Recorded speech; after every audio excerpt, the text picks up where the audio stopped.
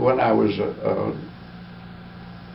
a graduate student at the University of Wisconsin, I read an article about the Shakespeare controversy. That is, the question of did William Shakespeare really write the Shakespeare plays, the names that are attributed to him. And I became interested in that subject. And when I went, and later when I retired, when I went to the I went to the a residence in Perrysburg, Ohio, and I gave a speech at the library there on the question of who wrote the Shakespeare plays. And it happened that during the years, a lot more has been discovered about Shakespeare. We know a lot more about his life and the kind of situation which confronted him.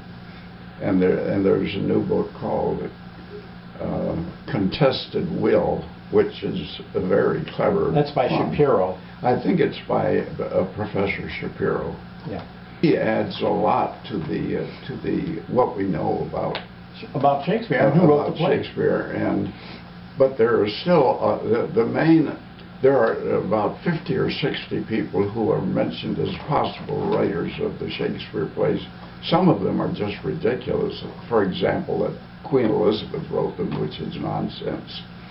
But the Earl of Oxford is the one that is the most prominent person who is a lot of people believe wrote the plays. The Earl of, and they're called Oxfordians. And he wrote a play, but it was a very inferior quality compared to Shakespeare. And they don't really have any evidence, in my view, that backs up their opinion.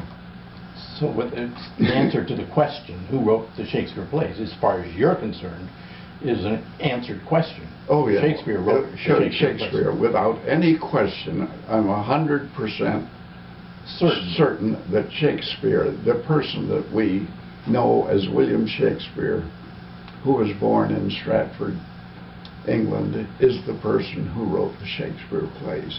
Now, there were a lot of people, he wrote plays with a lot of people, but his particular qualities as a writer have been identified by experts, and they can tell where it's Shakespeare that wrote that and somebody else wrote the rest of it.